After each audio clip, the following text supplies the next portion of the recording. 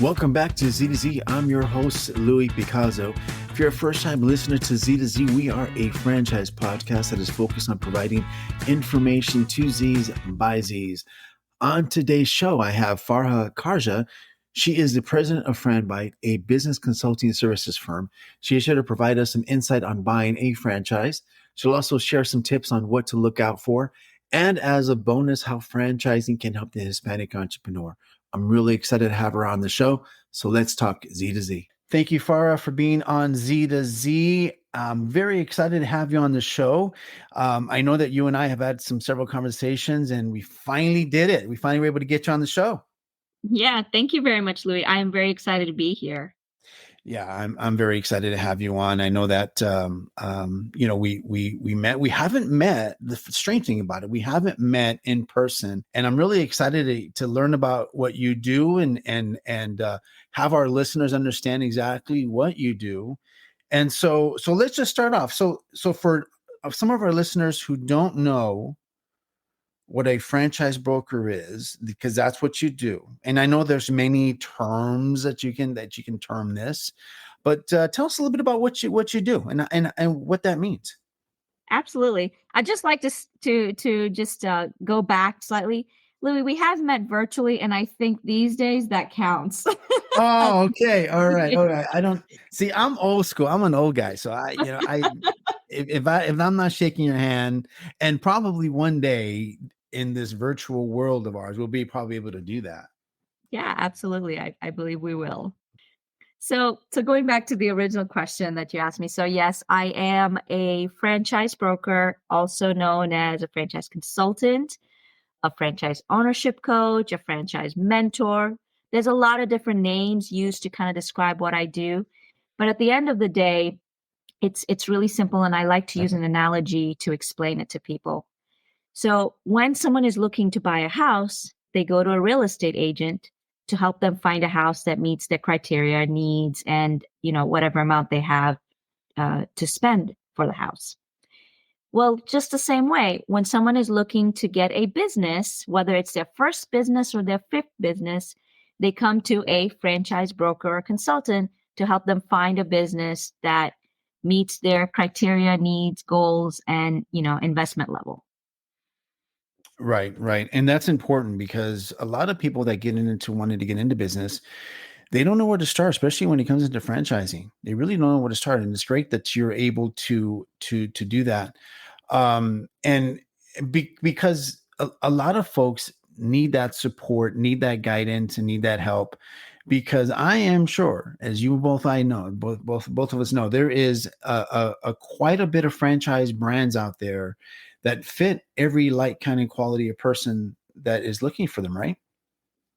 Yeah, exactly. That's correct. And most people have no idea, really the breadth and depth of variety in the franchise industry space. And so there are many ways that a broker can help a client, um, but really at the end of the day, that's what I do on a day-to-day basis. Is my job, my full-time job is to learn and analyze these businesses. So I help brokers.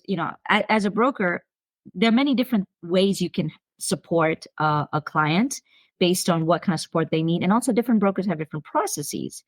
Specifically Right. for me, I there I like to take my clients through a very structured process that has been proven to do a good job in helping them evaluate, find a business, evaluate the Yeah. business, and finally get all the information they need to make a decision. Yeah.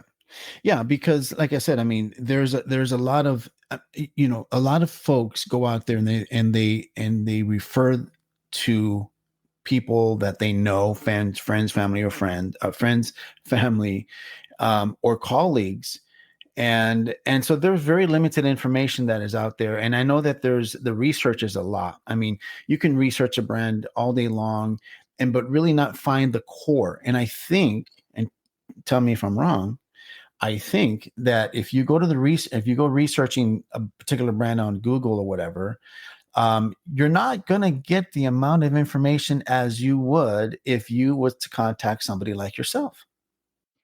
Absolutely. There's two ways. One is, yes, there is a lot of information out there, but you may not know, so even if you are getting the information on Google, you may not be looking at the right information. Just because it's information doesn't mean it's useful for you. So that's one. And then second, you're right. There's a lot of things that's not out there on Google that, as part of the work that I do and part of the professional association that I'm part of, that we have access to a lot of information and we work very closely with these brands. We know what they're looking for. We understand their business models. We understand how their, financials are because we study those as part of our research process when we evaluate, the brands, understanding their leadership as well. Who's steering those boats and all of those things, their culture, all of those things are very important because that determines whether you're going to be successful in that business. But not only that, a lot of people don't realize that franchising is actually an award process. Right. So you can't just walk up and say, "Hey, here I got money. I want to get your, be part of your brand." Clients actually have to go through an interview process, and then they get either accepted and awarded a franchise or they get denied a franchise. Right. And the reason for that is, if you think about it, this is a brand's reputation. So, you are getting into the franchise because you want to take advantage of all the support they have as well as their reputation. Just like that, they want to make sure whoever they're bringing on is somebody that really can represent their brand well and doesn't mess it up. Because at the end of the day, if the owner messes it up, it's the brand that gets hurt, not the owner behind the scenes. Right. A lot of, and here at Z to Z, we do a lot of straight talk, and I've been in the business for quite some time. And I've seen and been involved with brands and heard of brands that are just basically bringing people that have money and a pulse, right? And you're absolutely. I mean, it's wrong, but it's true, and it happens. Mm-hmm. And when you do that, you're absolutely correct. You damage the brand. Not only do you damage the brand, you damage the reputation of the brand, and you damage the longevity of the brand. Mm-hmm. So that's one thing. The flip side of that is that now you have a franchisee that got into a specific brand that is now is unhappy and has put in a lot of time and money at a certain point, and now is so discouraged that they want out and they can't get out, and it could turn into really bad stories. I've been told a lot of bad stories in the past, and that's why for me it's so important. And I say this all the time in every podcast episode that I've recorded, is that you have to do your due diligence in a brand. Mm-hmm. And taking the step further of hiring somebody or bringing on somebody like yourself to help them through that process is you're doing yourself an immense favor. I mean, really, you really are. So, I mean, Mm-hmm. it's things like that happen. You get caught up in a bad brand, but fortunately, there are folks like yourself that can prevent that. And I was going to say, Louis, a lot of those mistakes that people make, they're actually preventable mistakes. So, for example, the mistake, the issue that is a very real issue in the industry for, people that didn't properly do the due diligence and got into a brand that now want to get out. Part of, like, for example, the process that we take our clients through is we actually work with them and coach them how to analyze something called the franchise disclosure document.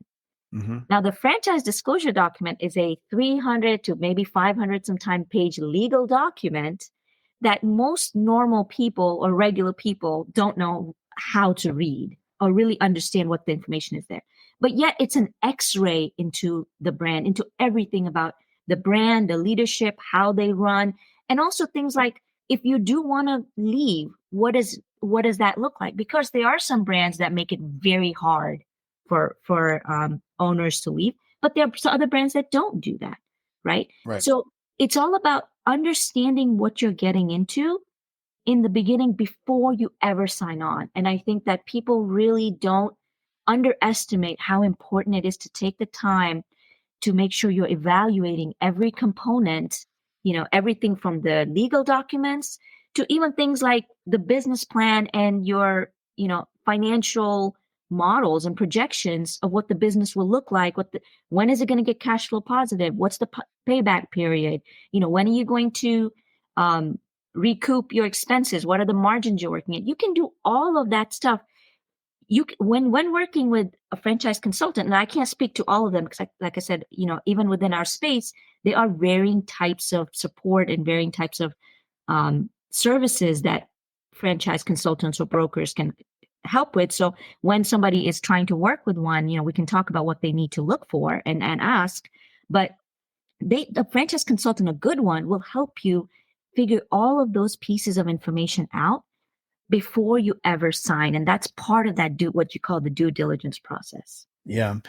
Can you give us some examples of some important items that you cover with franchisees or potential franchisees that want to get into a brand? Is there something specific that you really want to make sure that they're clear on? Yeah, so a lot of my value prop to my clients is I'm trying to personalize my recommendation and research to who they are, what their values are, what their natural abilities are, what their learned skills and competencies are. And I say that because there are several things that I actually review when I'm researching a brand and when I bring it in front of a client and I tell them, this is why I picked the brand for you. One of the things is based on you, what your strengths and weaknesses are. I make sure that I look for a brand that complements where your weaknesses are. So, for example, if you are really good at sales, but very bad at managing people, managing operations, we'll find you a brand that has really great support in that space, and that you as an owner, your responsibility are being the face out there in the community. On the flip side, if you don't want to be out there, you're not a salesperson, you get a lot of anxiety trying to go up and talk to someone about your business or how you can help them, or you're not very good at marketing, but you're really good at operations and management, we can find you a brand that does that piece really well. And all you do as a business owner is you deliver on the projects and you manage the teams, right? So that's one component that's very kind of customized and personalized. But then there are other things about now the business itself, the business model, right? When we try to evaluate whether it's a good brand or not, we look at things like the retention rate for the brand. Retention rate, it tells you how well they keep their owners, right? So, for example, if a brand has a 80% retention rate, that tells you that 8 out of the 10 owners that they've brought on have stayed with them. Now, that's a good thing because that tells you that if people are staying, they're staying because they're happy, they're making money, right? There's a good system. But on the flip side, we also check to see if there's any litigations, right? To see, are they forcing people to stay on them? So we look at a lot of data. And so a lot of, what I do at my background is very data driven. So this is where I can really bring the value to my clients. And I look at a lot of the data of the business and how the business runs before I ever look at the marketing material of the business. Because the marketing material, there's some great marketing people out there. It wows people. But I spend my time not on the marketing material, but on the data, right? So what's the retention rate of the brand? How are they doing with their terminations and litigations? How are they treating their clients for that? Are they holding true to what their contractual processes are? What is the level of support that they offer in the different areas, whether it's business operations, whether it's marketing, whether it's training for, if you have to hire employees, do they help you train those employees? Because that's a time-intensive task that doesn't have an ROI, right? I mean, it is important. It's very important for you to train the people you bring on. But if you're spending your time training instead of spending that time doing an activity that can bring you more business, that is something you want to make sure the brand has a really good support system. And, again, I can go on and on. Like I am very data heavy and I make sure I validate all those things. And then I also make sure that it lines up with what the person really wants. So I ask my clients, like, what is the lifestyle you want to live, right? If you tell me I've got kids, they go to school, I need to be able to only work weekdays and not weekends. Fine, we'll find you a business that can do that. If you tell me that I, want to, I want to work really hard the first 2 years. And then after that, I want to be able to kind of step away from the business. We'll find you models. So I ask you things like that because all of those things go into how when I do my research and I look through all the hundreds and hundreds, like over 800 brands that I work with, like determining which ones are the good ones for you and really telling the client, this is why when I give them options and I kind of help, I do all the work for them so they don't have to do it, but we do Right. work together and evaluate them and they understand why I'm bringing those brands and then they can choose if they want to go and do a deeper due diligence with them. Right. So you take the facts, features, and the benefits of the brand, and you match those to the potential franchisee. You're like a franchise matchmaker. Like I love it. swipe Exactly. I really right. actually am. Yeah, you go Right. swipe left, swipe right, and figure out which one's the right one, the right fit. That's important. Yeah. Because data reveals that and shows that the make or break is within the first 5 years for that franchisee, right? Mm-hmm. That Mm-hmm. first 5 years, they're going to determine whether or not they like it, one, whether they're going to stick around. And so retention is important. You bring up a good point. I have Sure. two parts to what my value prop is. I've been speaking about my value prop to a potential franchisee, but I have a lot of value prop to the brand as well. And you just spoke to one of them, which is bringing this work that I do with my clients before I ever present them to the brand. That brings a higher quality candidate to the brand. And they can, between what I've done and when and whatever they do extra, we on the brand side are able to do their due diligence really well and really find those partners that are going to grow and flourish in their system and therefore grow and flourish, the brand in a way that saves time and money for everybody. 100% correct. And I appreciate that there is folks like you that really understands that portion of it. It's okay when you get a franchisee. It's okay. I mean, I have stories upon stories when I was in FranDev, and I have told people that have wanted to get a franchise, you're not ready. You're just not ready. Mm-hmm. Well, I want this particular brand. I got, I love it. I've tasted the food. I've gone in there. They're great service or this, that, the other. Right. And I gotta have that. I gotta have that. And I said, well, one, you're not financially there to get that, but let's help you. Let's figure out a plan to get you there. Mm-hmm. And I've had to tell people no. I had to tell people that, I asked a person once many Mm-hmm. years ago, what is it that you want to be why is it that you want to be a franchisee? And what's your motivation? Because he said, my motivation is I want to be able to set my own hours. I want to be able to do my own thing. I want to be able to take my vacations and take the days off that I want. And I cut him off and I told him, you know what? Your franchise is not for you. It's not for you. Yeah. Yeah. And I had to explain to him why franchising wasn't good for him. Because you're working from a base, you're working from a model, and you have to follow that structure that is provided to you. Mm-hmm. And it's interesting, I am sure you probably get stories upon stories as well, but we'll save that for other episodes. Oh yeah. Everything you've said is like my day to day. I've had all of those conversations, a lot of times, all of them in one day. Right. I know. And it's amazing. But it's great because you gotta love what you're doing. You gotta love the fact that you're talking to different people. You're going to get all different types of people.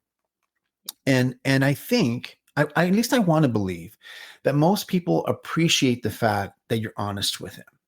They want to know because you're looking out for their best interest. You don't want them to invest $100,000 plus and all the time and work that's needed to get onboarded.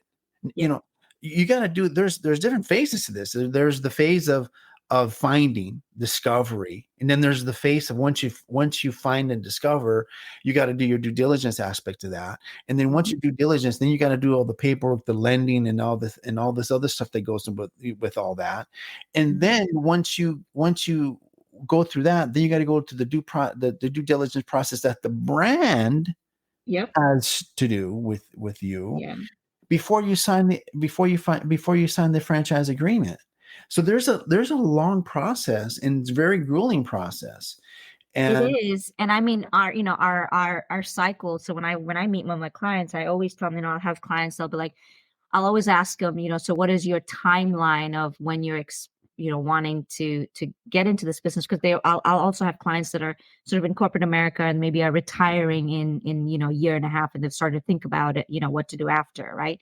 So I always ask that question, and I'll have people say, "Oh, right away, like I'm available in a month," and I'm like, "Okay, that's good. That means that you're, as you're ready." But the reality is, this process that we go through, it actually will. It takes an average 4 to 6 months, and it can even take up to a year depending on the type of business you choose. Because say if you're doing a lot, like especially if you're going into food concepts, well, then you got to take into account the build out phase, right? Mhm, So I mean, there's so many things, there's so many pieces to it. So it's not like you know and I don't want, actually, I don't want my clients to make that quick decision. I want to make sure that even if you feel like you feel it, you're like, "Oh, I'm so hyped about it." That's great. Let's make sure we go through the process, and maybe we can, you know, prioritize you as a client, because I'm also talking to these brands and they're talking to other prospects too, right? So mhm, if you're saying, "I want to move fast, I love this brand," I'll say, "Okay, we're not going to jump the steps, but we can do something to help you move through it faster." So what we do is I talk to the brand and say, "Look, this client is wanting to move faster. Can we prioritize meeting with him over, maybe someone else that you have on your list?" Right? So there are ways to speed that up, but skipping the steps is, and that's, for me personally, it's like, nope, because you're right. Like, this is somebody, a lot of people that are getting into this, I mean, your normal person that's getting into this, like this, it could be their life savings, mhm, right? that mhm, they invest in this. It is just as important to know from the get-go that no, it's not worth it for you, even though it might not be what they want to hear. Or really, the one that I do most of the time is pivoting away from food brands, because 90% of the people I talk to come in wanting food. And honestly, most of them are not qualified and wouldn't even be awarded a food franchise. mhm, mhm, And so, but then I educate them on, hey, there's a lot of different industries, a lot of concepts, and actually ones that have lower investment, faster ramp up, and higher margins even than the food concepts that you were really excited about. And not everybody will listen to that, but just like in any other thing, there are people that will value the opinion you have, and then sometimes people right. say, maybe you're not giving me the answer you want. I'll find someone else. And unfortunately, as you said, Louis, if they look hard enough, they will find somebody that's gonna willing to take their money, right? Yeah, and that's the unfortunate part of it, and I think that's what tends to give franchising, or franchising, a bad name, to some, but people like ourselves, we're out there advocating for franchising, the franchise industry, because it is a great opportunity for people to get to start a business without really having to create the widget. And I talk Oh, about yeah. this all the time. It's just a great opportunity. So Yeah. going back to your brands, the brands that you have, how many brands are you on average do you represent? So I looked this morning, and in the US we have about 810, but if we look at, because I work in US and Canada, we have Sure. about 900 brands Oh my that God. we work in 40 different industries. That's great. That's However, Louis, there are more than 900 franchises out there, right? oh yeah. So, Yeah. but as you made a comment earlier in our podcast, and maybe people out there that are not familiar with the franchise industry may not have caught it, but the reality is that just because you're a franchise doesn't mean you're a good franchise. And some of those things, like you said, where they will award the franchise to just anybody. Those are some of those things are red flags, right? To Mm-hmm. whether this franchise is really a good franchise doing the right thing with the proper systems and the right and clear and open financials. And so the brands that I work with are is part of my um I'm part of a professional association, the Franchise Brokers Right. Association, Right. and they vet brands, right, to make sure that they meet certain requirements for how they work, and that quote unquote, they're legit brands that are not out there scamming Yeah. people. Mm-hmm. Um, and so that's why, even though there's way more than because you'll hear people that be like, I have 1,500 brands. That's okay. Everyone has different number of brands, but I really like the level of vetting that the Franchise Broker Association does, and that's why I've chosen to participate and partner with them in my business. Look at it. It's important for you as a franchise consultant, franchise broker, to make sure that your portfolio is up to par. Mm-hmm. That you're offering brands that are one, very diversible, if you understand what I'm saying. That Mm-hmm. fit everybody. Yep. And lifestyle, monetary style, the Skill whole set. gamut, skill sets, personalities, everything that goes along with it. And Mm-hmm. it's hard. It must be sometimes draining to try to connect the dots, Mm-hmm. because most people don't quite want to understand, or don't want to understand.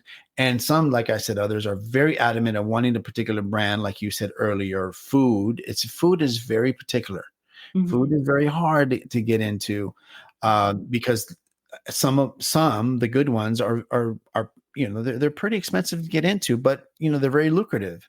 Mm-hmm. And they really know, the good ones know who is going to be the right fit. Yep. Yep. They do from the beginning. I mean, that first 5 minutes that they're interviewing someone, they know that this person is going to be the one or not. And I do too, right? That's Right. my inside knowledge. That's the thing you Right. can't Google. I talk to these brands, I work with these brands. I know from like that this is what they're looking for because they've actually told me, like, hey, Mm-hmm. we have that information from them. We know that, hey, this is the kind of person that they would be really excited about joining their team. Yeah. Yeah. No. So not only do you cover the US, but you have brands in Canada as well. I did not know that you actually work with people out of Canada as well. Yeah, I do. I do. So I work with everybody in all the US states and Canada as well. And I think, with Canada, our portfolio is a little bit smaller, and that's part of because of, kind of how Canada and the franchise industry is up there. But we do have both American brands that are expanding into Canada as well as Canadian brands. Yeah, that's good. Well, to our Canadian listeners, you got the 411. Now you have somebody to call. That's right. Yeah. So, going back into the diversity aspect of things, and this is something that's very close to my heart and really close to what I do. Not only have I been in franchising for a long time, and now a recent podcaster, but now I'm also involved with the Hispanic Latino Franchise Leadership Council. That is part of the IFA diversity program that they have, and I'm very, very excited to be on that. And one of the topics that we've been talking about this recently, especially in our trip to Washington D.C. at the IFA office headquarters out there, is the understanding of franchise brands to diversify internally and externally, right? So, Mm-hmm. and there is, as we all know, the large Hispanic Latino community is growing in America. Mm-hmm. And there is a lot of professional Hispanics, Latinos that are coming into the United States wanting to get that American dream, right? They just like every one of us wants to have that. They equally want that as well. Mm-hmm. What is your opinion on our franchise brands starting to turn in that direction? Do they not understand? Do you have us a little insight on that? Oh my God, Louis. Yeah, and we like you mentioned earlier, we've had multiple conversations offline, so I know my personal opinions on this, but to answer your question, I think that first let me answer are they aware of it? I feel like the short answer is no, but it's because it's just now sort of starting to come into play for them.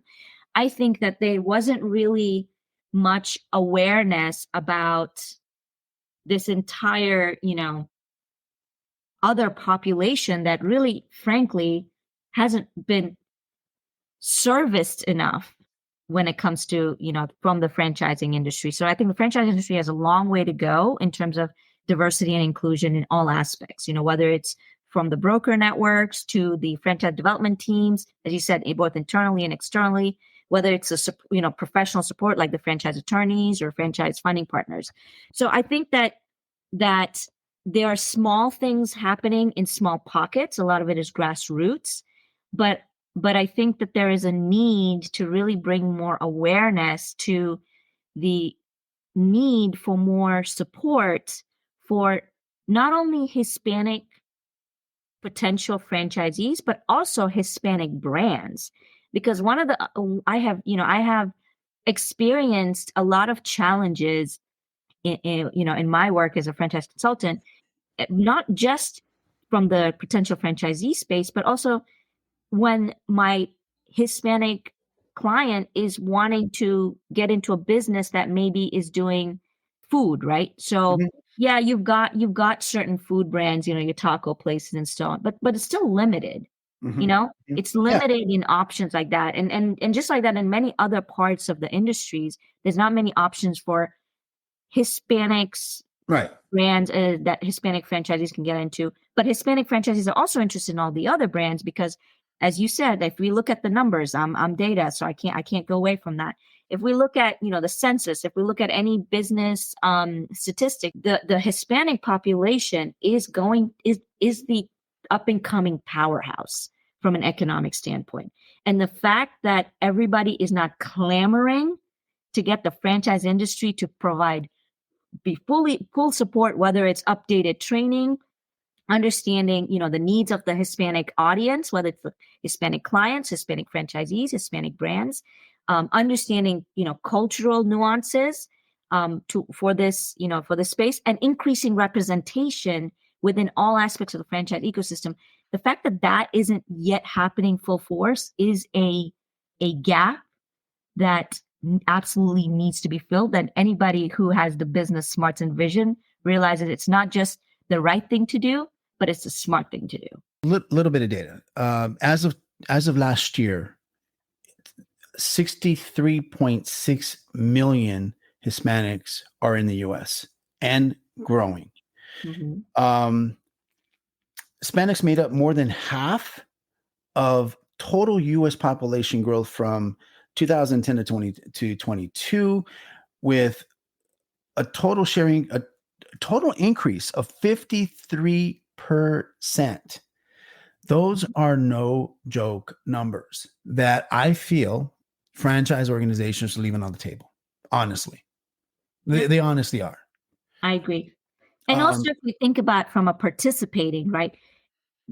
You mentioned earlier that franchising is really a great opportunity for people from a very diverse background, whether it's, your skill sets, your interests, so on, to come into play. But like, even from when you have this group coming and growing, for our country to be strong, we want to also make sure that they're participating fully in our capitalistic economy and taking full mhm. advantage of all the available resources to create jobs, to create wealth, right?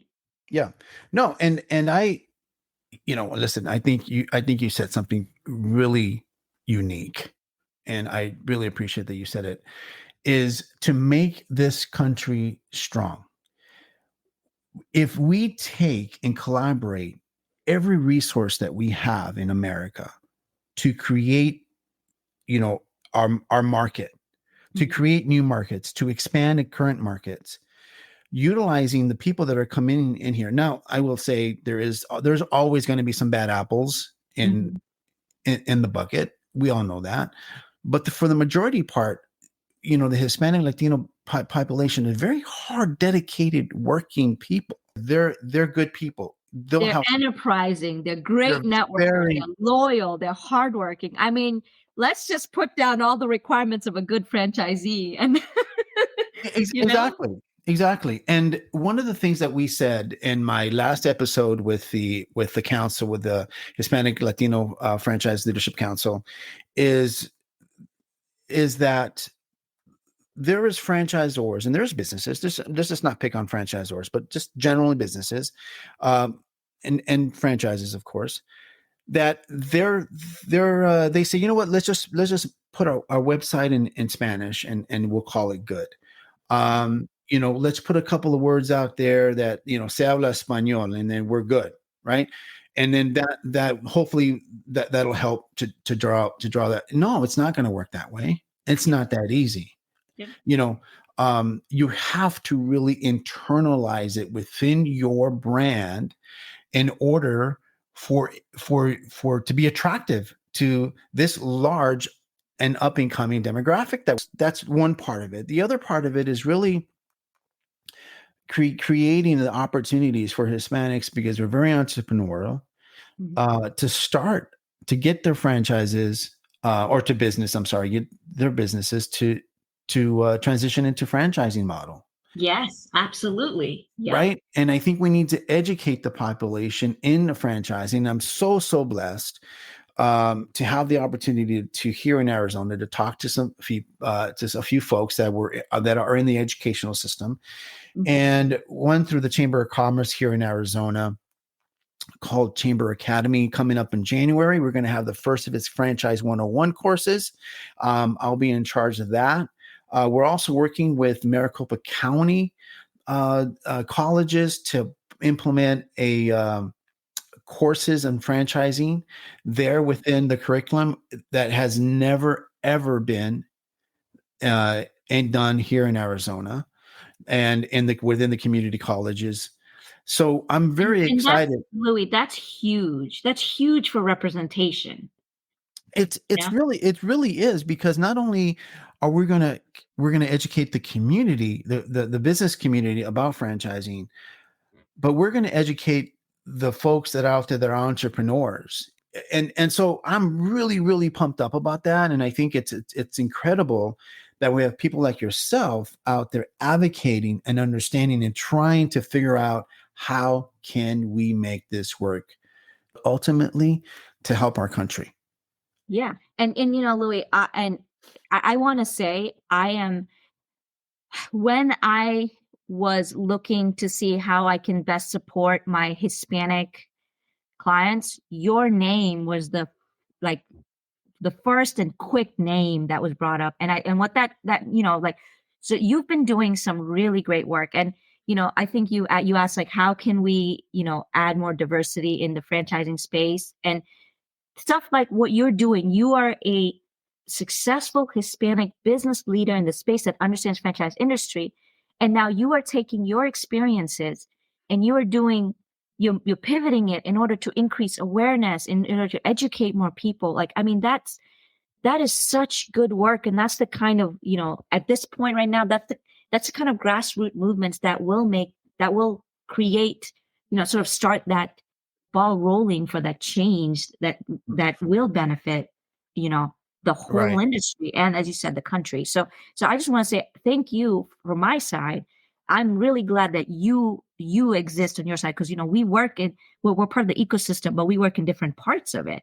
Right. And so having someone like you out there doing the stuff that you're doing really helps to someone like me be able to get hold of some resources to help my clients. Right.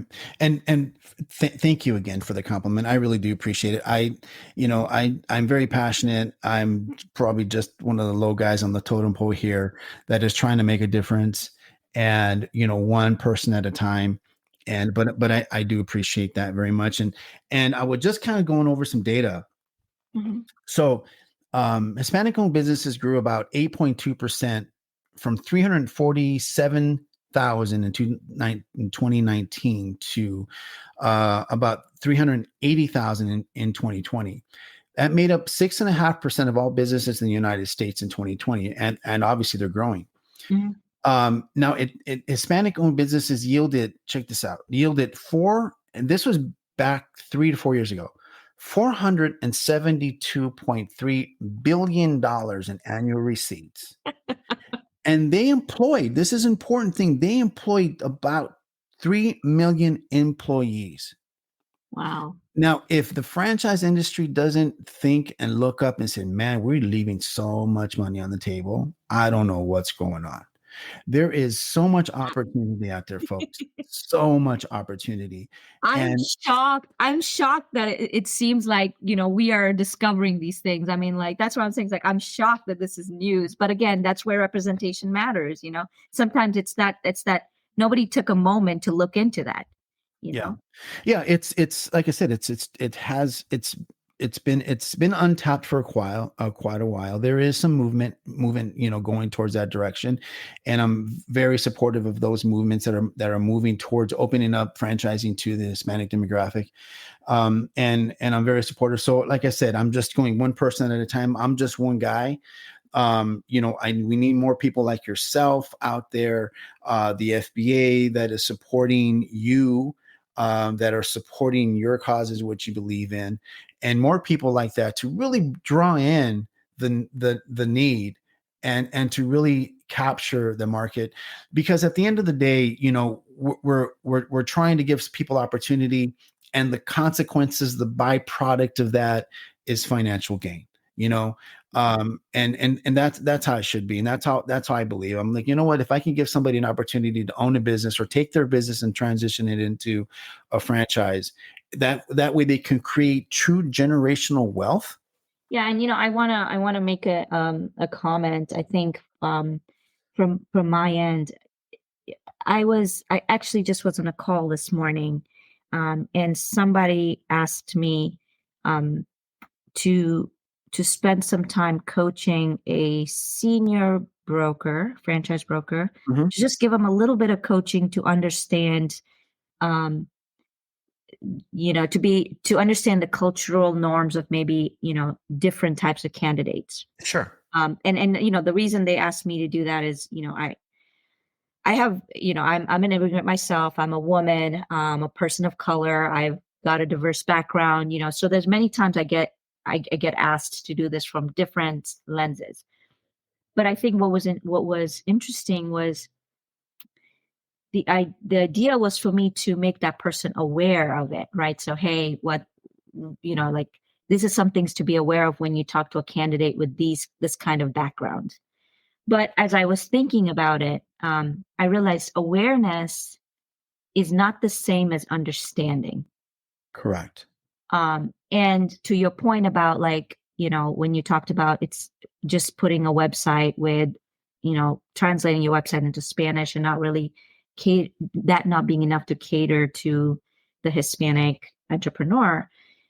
It's that difference between awareness and understanding.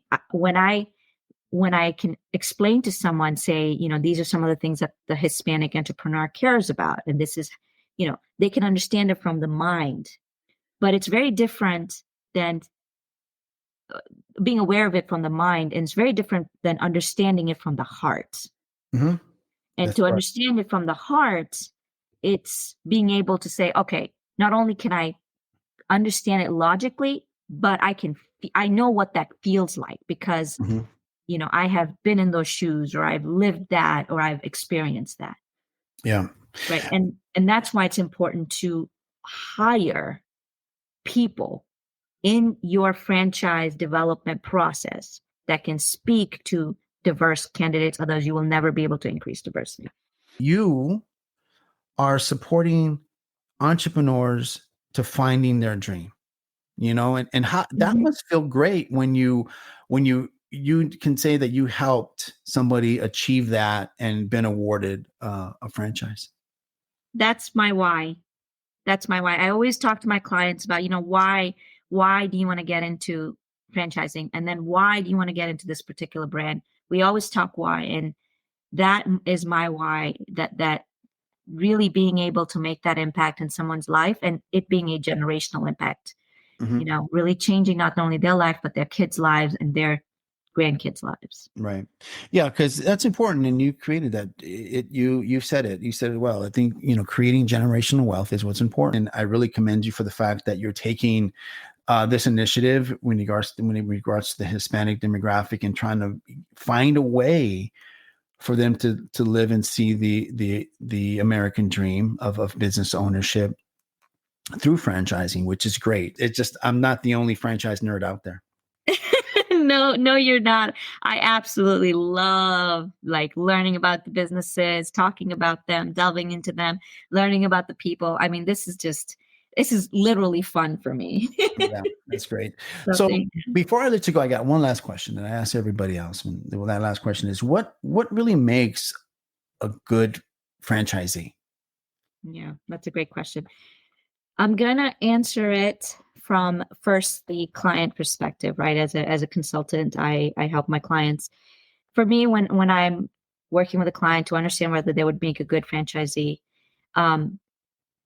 there's several criteria. First is people who come to me and say, hey, I want to own a business. I want to be a business owner and get all the advantages of being a business owner, but I have no idea where to start. That person's a great candidate for the franchise industry because you don't need to create the next big app in order to be a successful business person, right? So that is somebody that I think would really benefits from the franchise industry. Mm-hmm. Somebody that understands that they can have a business, but they don't need to work 24/7. They don't need to wear all the 5-6 hats. That they can focus on doing the things that they're really good at and let the franchise brand, their partner, help support in the things that they don't want to do or don't like to do. Someone that wants to get into a proven business model. Like I said, one of the things we do when we do the due diligence is we actually look through the numbers, we look through the finances, we understand their margins, we understand, their cash flow, their payback periods, all of those things. Like you already know what success looks like in the business before you ever get into it. So, someone that is looking for a proven business model and not wanting to take the risk of starting from scratch. And then finally, this person, because it's very important in franchising, you're not doing everything by yourself. So you need to be willing to follow a process, a system, and a guidelines. And that can be in varying degrees. There are franchises that are a lot more, less processes and a lot more startup-esque. And there are franchises that are a lot more like, here's the handbook and you follow it to the T. And if you deviate, slap on the wrist. So there's all types of franchises, but you have to be willing to follow something because you're not creating it from scratch yourself. Mm-hmm, mm-hmm. Yeah, that's important. Following the model is important. That is the key to success in franchising is following the model. Farha, I am so excited that you were able to get on the show. It's been fun. It's been great. It's been informative. I'm ready to take on the world now after this conversation. Right? I love it, Lou. And you make me feel like, well, actually, I've told you this in the past. So when I talk to you, I get hopeful. Yeah. So thank you so much for having me on, and thank you for all the conversations and the work that we've been doing outside of this podcast too, on just kind of collaborating and trying to ideate and problem solve at the grassroots level. Right. Well, we here at Z2Z really appreciate the opportunity for you to come on. Thank you, Louie. We'll talk too. to you. Bye-bye. Thanks. Bye. Thank you, Farha, for providing great insight on what it takes to be a successful new Z. As always, you can listen to Z2Z on our website at www.z2z.com. That's Z2ZEE.com, and on Spotify or on your favorite podcast platform. And please remember to always like, subscribe, and download Z2Z. As always, I like to end the podcast with a quote. Determination is the key to success. The problem is finding the right door. Louis Picasso. Until next time.